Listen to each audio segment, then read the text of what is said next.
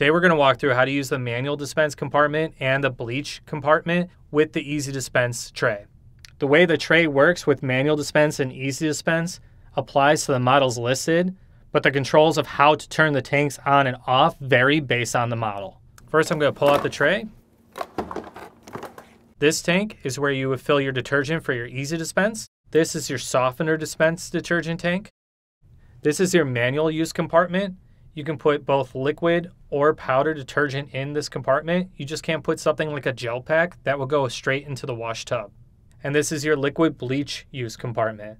Now this tray gets flushed with water with every wash cycle. So if you have anything in the manual compartment or the liquid bleach compartment, it'll get added to your wash. So if you want to add bleach to your cycle with ezDispense, all you have to do is put it in there. You don't have to turn anything on or off. Same thing with manual dispense. There's no option to turn manual dispense off. So if you have something in manual dispense, but you still have ezDispense on and run a cycle, you'll be adding extra detergent to your laundry. Now, because this compartment gets flushed with each use, that's sometimes why you'll see some residual water in the trays. Now let me show you how to turn the ezDispensers on or off.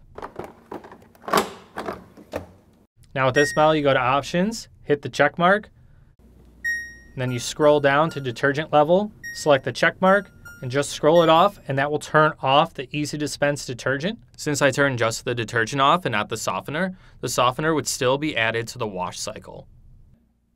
And I'll go ahead and scroll the softener, hit the check mark, and now both ezDispense detergent and softener are off. So now if you wash something, whatever's in your tray is what's going to be dispensed, and nothing out of the ezDispense will be added.